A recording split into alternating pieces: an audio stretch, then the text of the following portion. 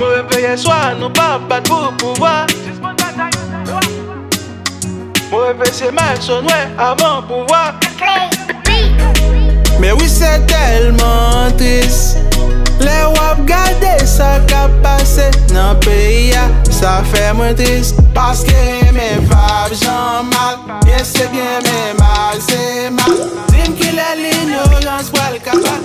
On combat toute injustice sociale. Lumière claire non fait noir. Bien c'est bien, mais mal c'est mal. Les peuples quand même ça va changer.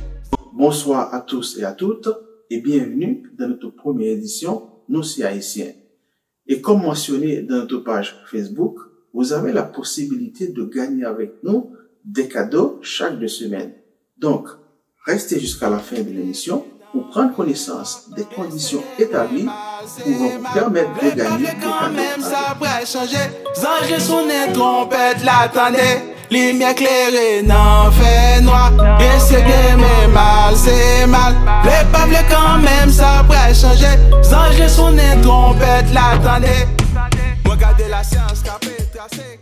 Nous c'est Haïtiens est un petit moment de réflexion, un petit temps de questionnement, mais aussi un espace créé sur les réseaux sociaux pour exprimer mes idées, mes pensées, et ma vision et ma compréhension de la situation politique, ou du moins ma vision et ma compréhension de la politique et de la société haïtienne, parce que je suis haïtien à 100%. Je crois fermement que j'ai le droit, c'est pas une croyance en fait, c'est une évidence. J'ai le droit d'analyser et de donner mon opinion sur le passé, le présent et l'avenir de mon pays.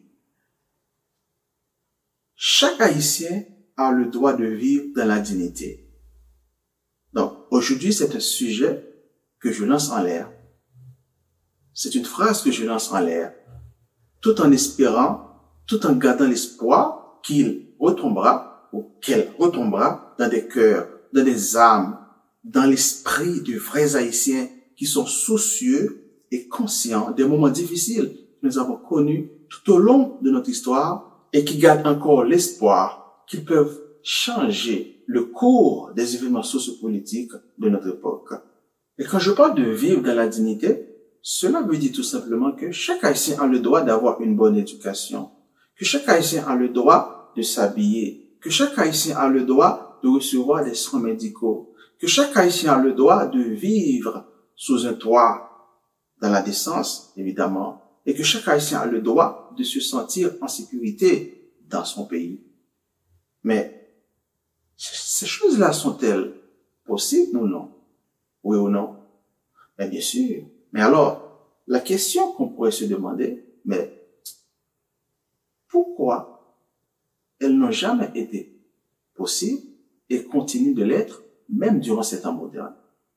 Est-ce par ignorance, par oubli ou par mépris de nos dirigeants? Parce que si nous considérons que l'oubli, le mépris ou l'ignorance des droits de l'homme sont les seules causes des malheurs publics, de la corruption des gouvernements et de la mauvaise gouvernance. Avant notre indépendance, l'une de nos devises était « Vivre libre ou mourir, liberté ou la mort ».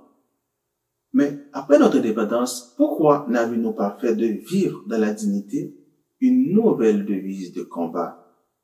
La lutte de nos pères visait-elle seulement l'abolition du système esclavagiste ou bien le contexte géopolitique et l'ordre mondial d'alors ne le permettaient pas de rêver encore beaucoup plus grand?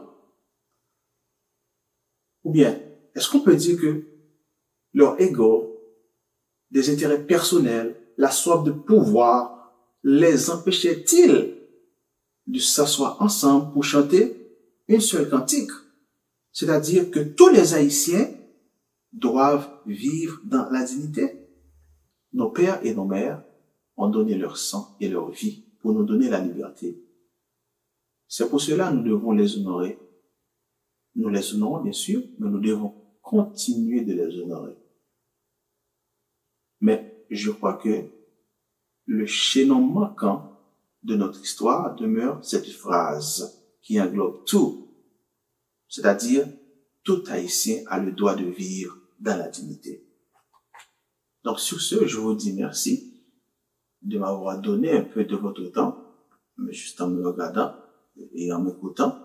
Et maintenant, c'est le moment de vous donner les conditions établies qui vous permettront de gagner peut-être, si vous êtes chanceux ou chanceuse, les cadeaux que nous donnons chaque 2 semaines.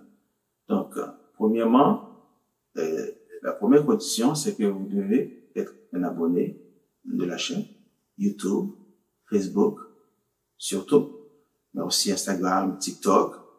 Et la deuxième condition, c'est que vous devez partager l'émission au moins avec 5 personnes différentes. Et finalement, vous devez répondre à la question que nous allons poser. Bien sûr, vous ne pouvez pas tous ou toutes gagner, mais quand même une personne gagnera de toute façon.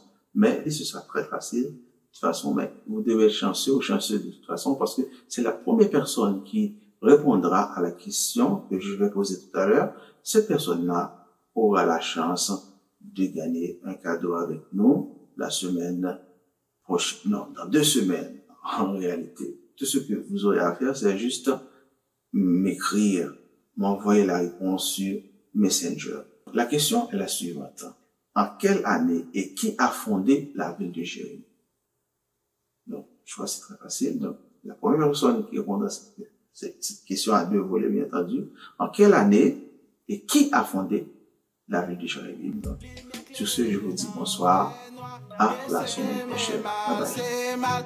Les peuples quand même ça pourrait changer.